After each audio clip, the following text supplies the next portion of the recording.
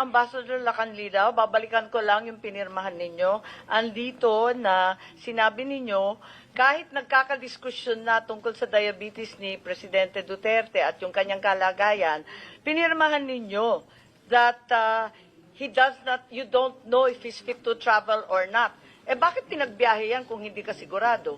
Ma'am, first of all, kasi hindi po ako nasa medical field, hindi ako ang doktor. Kaya Pero hindi pinirmahan mo rin na hiniling niya na dalhin siya sa ospital kaagad kasi masama na ang pakiramdam. Ma'am, kasi hindi po niya, that time, nag-request ho si former ES Medialdea na i-inform ko, paglapag namin sa Hague, ang ICC na mabigyan si former president ng medical assistance. Sabi niya, baka hindi ka pakinggan. Sabi ko, kakausapin ko po. Kaya ho, nag-request ho ako that time, paglapag namin, kinausap ko po So kaagad. hindi totoo na hindi mo alam. Ano Alam po? mo na may problema. Hindi po. Kasi po, yun po yung request. Wala po ko alam kung kasi hindi naman po ko yung doktor. Hindi ko naman sinasabi na doktor ka, ambassador ka, sinabi mo kanina. Pero ang pinirmahan mo rito, you do not know. Eh, paano you don't know? Eh, nagkakagulo na tungkol sa doktor. Hindi po.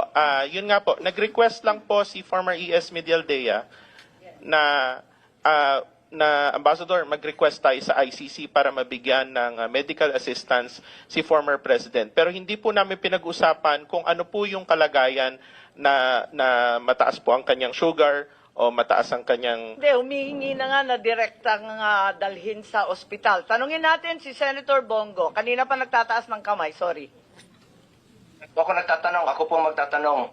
To Ambassador Marcos Lacanilaw, totoo ba na pagdating doon sa The Hague, sinakay siya sa stretcher, siya na lang mag-isa? Yes or no? Opo. Hindi niyo na sinamahan? Hindi po kami inalaw ho ng ICC. Paano yung mga medisina niya? Yun pong kanyang personal nurse together with the PNP doctor, nakipag-coordinate sa doktor ng Hindi ICC sila and pinababa? binigay ho yung... Yes or no? Ano po yun? Hindi sila pinababa? Hindi po. Wala siyang kasama binaba? Wala po, siya lang po. Siya lang mag-isa? Opo. Alam niyo ba marami siyang medisina, 27 yan araw-araw? Kung ano yung pinainom sa kanya hanggang ngayon po, hindi pa rin pinapainom sa kanya kahit pinagdalawang beses na pinadalahan siya mula sa Pilipinas. Hindi pinapapasok. Dahil gusto nila sila ang maggamot. E paano na lang po kung hindi hiyang o hindi naayon sa kanyang karamdaman?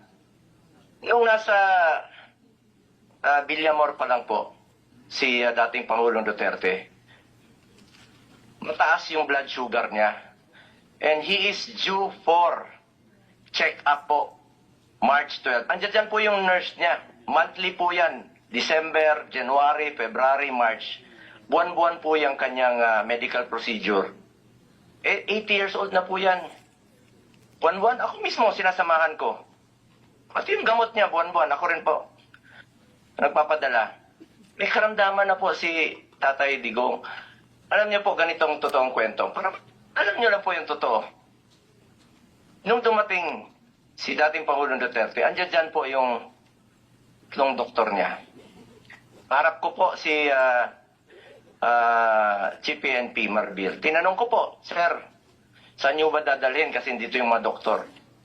Sabi niyo, dadalhin po sa kampo sa 250. Kaya tinanong ko po yung spokesperson na hindi nagsasabi ng totoo. Tinanong ko saan dadalhin. Hindi niya ako sinagot, tinilikuran niya ako. Sumunod po kami. Nung sumunod kami, hindi na po ako pinapasok. That was 10 o'clock. 2 o'clock, 3 o'clock. Meron pong sumundo sa amin. Sumakay ako sa sasakyan ni Ma'am Hanilet. Pagbaba sa gate, binababa po ako. That was 3 o'clock pa lang po. Binababa po ako. Hindi po ako pinapasok. Respeto lang naman ang hinihingi ko. Just for the record. Sino bang pumigil nito? Bakit kaya hindi kami pinapasok? Kaya hindi po ako nagtataka kung hindi po pinapasok si VP Sara nung gabi. Paano papasok? Sarado na yung gate. As in, sarado.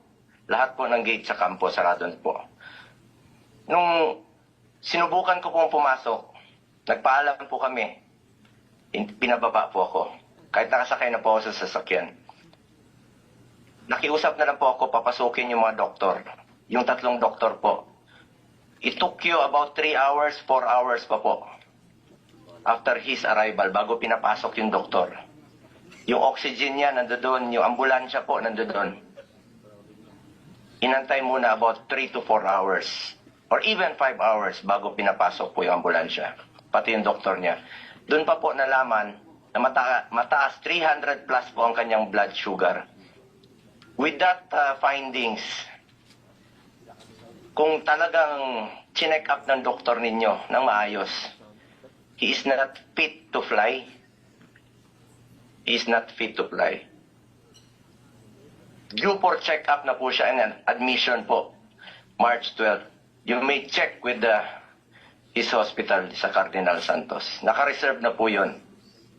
A week before pa po. Hindi naman magsisinungaling yung hospital. Yun na po. Yung gusto lang natin malaman dito, yung katotohanan lamang po. The truth. The truth. General, si Senator Robin nagtsatsaga rito, sabi niya, magsasalita din daw siya. Okay lang. Okay. Thank you, Madam Chair. Maraming salamat po sa ating ginang tagapangulo at kay General Bato, Senator Bato. A'udhu billahi minasyaitanir rajim. Bismillahirrahmanirrahim. Alhamdulillah rabbil alamin. Bismillah wassalatu wassalamu ala Rasulillahi. Assalamualaikum warahmatullahi wabarakatuh. Magandang hapon po sa inyong lahat. Pasensya na po, ako po kasi may press con. Kailangan po akong makaalis kaagad. Gusto ko lamang pong iparating sa lahat na wala na po dito si Pangulong Rodrigo Roa Duterte. Ito pong mga pinag-uusapan natin, ito po ay pagsuporta lang namin kay Senator Amy. Pero alam niyo po, sa ating mga magigiting na panauhin dito, napaka-ironic lamang po na alam naman po natin lahat, batid natin lahat, na dadalawang pangulo lang po ang lumaban sa komunista. Una, si Ferdinand Marcos Sr. Ano po ang nangyari? Inalis natin sa bansa. Ang sumunod na lumaban po sa komunista ay si Pangulong Rodrigo Roa Duterte. Ang tanong ko lamang po sa PNP, hindi ko po kayo hinuhusgahan. Hindi po ba nyo tinanong man lang sa mga nag-uutos po sa inyo kung bakit natin dadalhin sa The Hague ang ating dating Pangulo na alam naman po natin na buhay ang Communist Party sa Netherlands. Alam naman po natin na hinihingi natin dati na i-transport dito si Joma Sison, dalhin dito sa Pilipinas. Pero nagkabaliktad po, ang tinransport natin ay yung dating Pangulo natin na lumaban sa komunista. Ito lamang po, tanong ko, bilang ako po'y dating rebelde. Hindi ko naman po yan pinagkakaila. Hindi ko po maintindihan kung bakit tayo po ay nag-submit dito sa mga tiga-Netherlands. Alam naman po natin, kahit po itanong ninyo, ako po ay palagi dyan sa Utrecht. Kasama po si Joma. Hindi ko po yan dinideny. Pero nakakagulat lamang po na dinala natin doon ang dating Pangulo. Yung po ba, hindi po ba alam ng PNP na karamihan po sa mga dumadating na pera sa komunista, sa mga terorista, ay galing po sa abroad. Yan po yung mga tanong na kailangan ko po sanang itanong sa inyo at marinig ang mga sagot ninyo, pero naubos na po ang oras natin sa paikot-ikot. Ako po ay gusto ko pong iparating sa inyo ang kalungkutang napakalalim. Sapagkat sama-sama po tayong lumaban. Gusto po natin ng law and order sa ating bansa. Pero pagdating po sa kaduluduluhan, alam niyo po, General Torre, congratulations, nakadalawang medalya na po kayo. Pero alam niyo po, sir, nalulungkot po ako dahil yung katapangan po ninyo, sir, medyo nakalulungkot po. Bakit? Napakatanda na po ni former president, sir. Ako naman po tagahanga ninyo sa pagka matapang ninyo, sir, pero napakatanda na po ni former president. At alam naman po natin, sir, na lumaban yan sa komunista. Alam niyo yan, sir. Sana naging konting ano lang po tayo ba?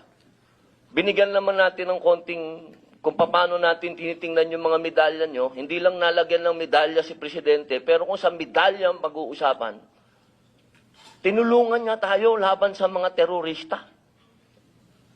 Yun lamang po, sir. Sana napakasakit isipin. Ito pong bagay na ito, parang pati itong ambassador natin. Ano po ba talaga ang... ito po ba talagang operation para may aalis dito ang ating dating Pangulo? Kanino po ba? Kasi kami pinupuwersa kami lahat ng mga supporter ni Digong na i-contempt po kayo. Pero hindi po namin ginagawa. Sapagkat ang order, walang order sa amin na ipa-contempt kayo. Kung galing lang to kay PRRD o galing kay BP na pa-contempt kayo, kukontempt kita, boss. Baka ako pa magsabi na ako hahatak sa'yo. Pero hindi ko ginagawa, boss. Kasi walang order sa amin na gawin sa inyo yan. Ang natatandaan lang po namin na sinabi ni PRRD na malinaw na ginagawa ng pulis ang order sa kanila. Kaya po namin kayo nirirespeto, sir, dahil yun ang sinabi ng boss namin. Yun ang sinabi ng chairman ng PDP na ginagawa lang ng pulis ang trabaho nila.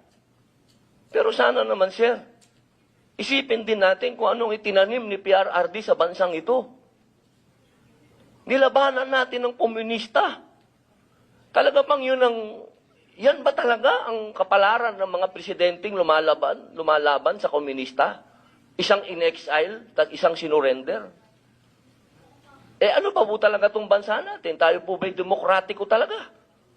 Tayo po ba'y under control ng komunista? Yun lamang po. Maraming salamat po sa inyong lahat. Magandang hapon.